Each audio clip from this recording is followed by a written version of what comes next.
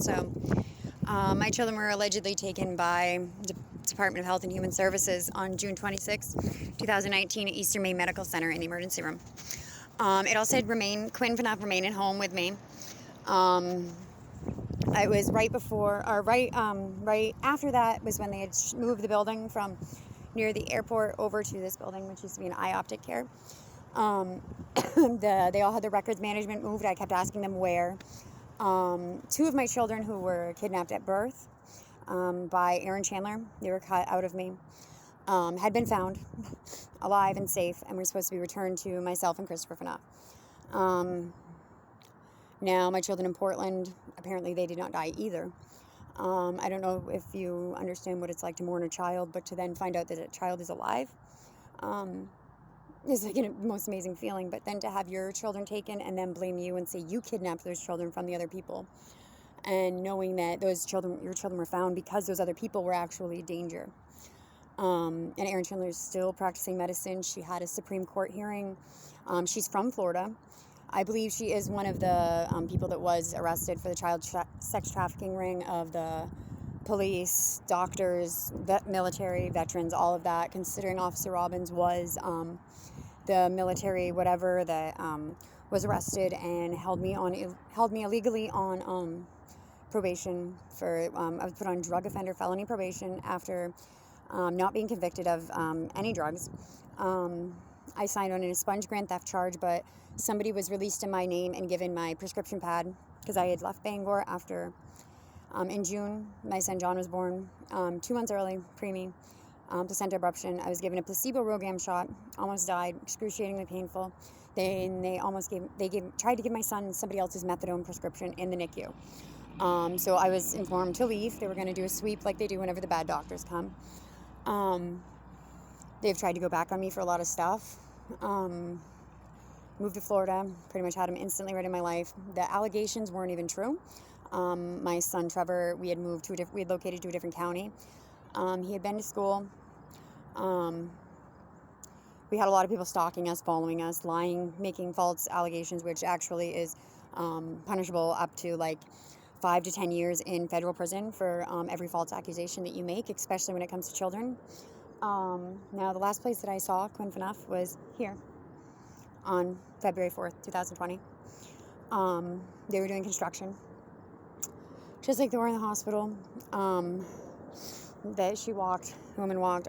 woman that went by Jamie Fisk walked all the way up there, looked at me, walked all the way over there, walked that way, ducked between a few cars, and then the door opened on the passenger side, closed, and then they drove over to the playground over there, which is across from Troop E, High Crimes, Computer Crimes in Bangor, Maine State Troopers.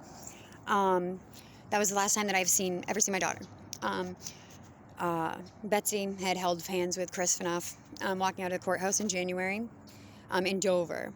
Tried to put a protection from abuse order against me, said that I was a danger, that I was like insane, that I was doing all this stuff. They tried to continuously put me on medications that I am allergic to with this healthcare breach. So antipsychotics, serotonins, dopamines, Wellbutrin, what else? Gabapentin, all of the psychological medications are actually, I can't take them. They're all balanced, they're all fine. So when they gave them to me, which Acadia admitted that they gave me Haldol, that I wasn't really with it, they gave me a Jeffrey of my allergies and my sister's medications, and gave me Death with Dignity, assisted suicide, June 26th, and then again on July 4th, last year in 2019. I lived. Acadia Hospital was trying to get a lot of us out of that hospital safely. There were many people in Acadia that, I won't say any names, but, they also had been put online naked. I was raped July 4th. They then also forged a white paper. So after my 3 days of my blue paper, then they had another 4 days for whatever they had planned for those 7 days. I got released. Acadia Hospital then kept saying that they were still discharging me. Now, they stated this because I needed to be safely given my children and get the fuck out of here. I have had death threats. There was Hernando County Veterans Affairs had threatened mine and John Havlin, my ex-boyfriend's, lives. They put it on the news, but they put a mugshot of somebody that was arrested, and it was John Havlin's name in a different county, but that guy's face. Now, then we were put as criminal informants. Our M&I numbers were used, and we were told that those were our criminal informant numbers. Now, those are like a DOC number. Now, so there's 120 records removed in Florida. Pinellas, Pasco, and Hernando County, and Sumter County. It was due to imposter police and being set up, having drugs planted on you. Now, we had plant food planted on us by imposter Brooksville PD. They weren't real cops. They did an illegal search. They never read us our Miranda rights. They put us in a car, and then they threatened, and they said that they were taking our children, and they towed my Jeep. They did pretty much the same thing up here. They stole my car. They did all this.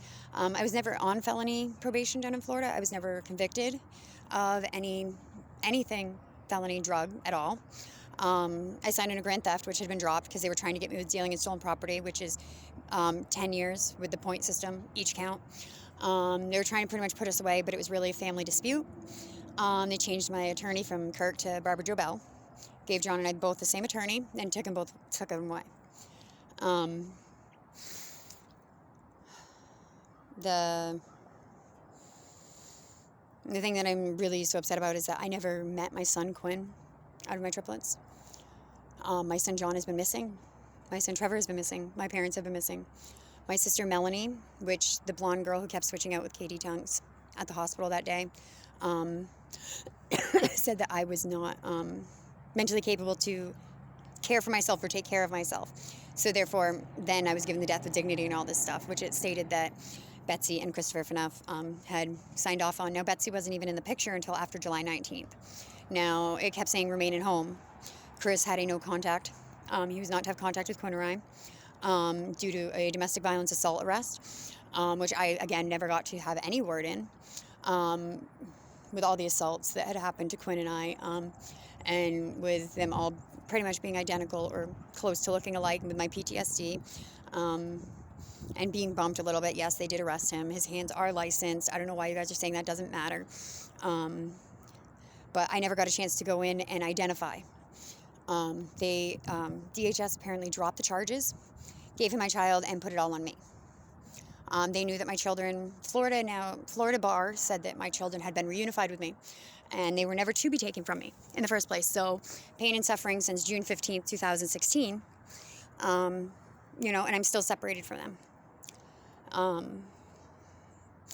I tried to report terrorism. I tried to report trafficking. I tried to report everything. I did time with a lot of these girls that were up here. And harming a woman or a child is two things that don't fly with anybody that I know. Any groups, organizations, brotherhoods, like any type of gang or club or anything.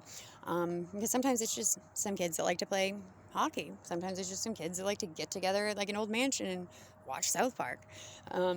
Sometimes you just never know. But it never flies, and especially sexual assaults. And yeah, I don't understand how I didn't want John Havlin arrested for that. We just needed time apart. I don't understand how you guys could blame my child for John Havlin's criminal record. I don't know how my face could then be on his name. I don't know how he could then be put as a John Havlin Sr. and then my son be put as a John Havlin Jr. And apparently my son, who was 4 years old at the time, failed his drug screen for probation when none of them are juniors. My ex-boyfriend is the 13th generation John Thomas Havlin. My son was the 14th generation John Thomas Havlin. My children were legally taken from me, and I have not had a say. They are supposed to be with me. And I don't understand how all of you are just so desensitized and heartless. I don't know. I guess good luck if you go to Northern Lights. I hope you don't have Erin Chandler. I don't know if she's still practicing medicine. And if anybody tries to get me with slander, then maybe they can explain why I'm on a billboard out in Montana for the meth project with my child from Portland, from a D&E that Chandler made me go to. Told me there was no chance of survival and it wasn't multiples again. If my child was alive and I said, don't take my baby, they took my child. They acted like I didn't want anything to do with my children. They took all my children and said, what's wrong with her? Probably the fact that I have been so depressed. And the most amazing thing in the world would have been for you to give me my children last summer like you were supposed to. And give me my money. I could have saved so many people. So many people. You guys have let hundreds of thousands of people die for no reason. The Health InfoNet hack, it holds liable the main Center for Disease Control, which maybe that's why they keep saying that I'm contagious, which is devastating and really messed up. Now, it makes a lot of sense as well that when I traveled down to Florida in February, that they know that this is all fake. It came out that COVID and Corona was really just a ploy, and that pretty much all the results were wrong. It turned out to be influenza B most of the time. Surprise, surprise. Or poisoning. Yeah, so it's pretty much they took $3 billion from the state of Maine needy health, food benefit money and gave it directly to the Northern Light Hospital system. And then they all just evacuate. They did it all over the country. That is how they bankrupted us. I had $75 trillion stolen from me by Randy Day and Wayne Doan, just for the medical stuff that had nothing to even do with my children. Or any of the other lawsuits. Now, I don't threaten to sue everybody, but Ezra Berry also sued on my case and didn't make sure I'd had my children. But when the things that I am suing for are serious, serious things that I wouldn't wish on my worst enemy. Okay, so guess we'll see, right?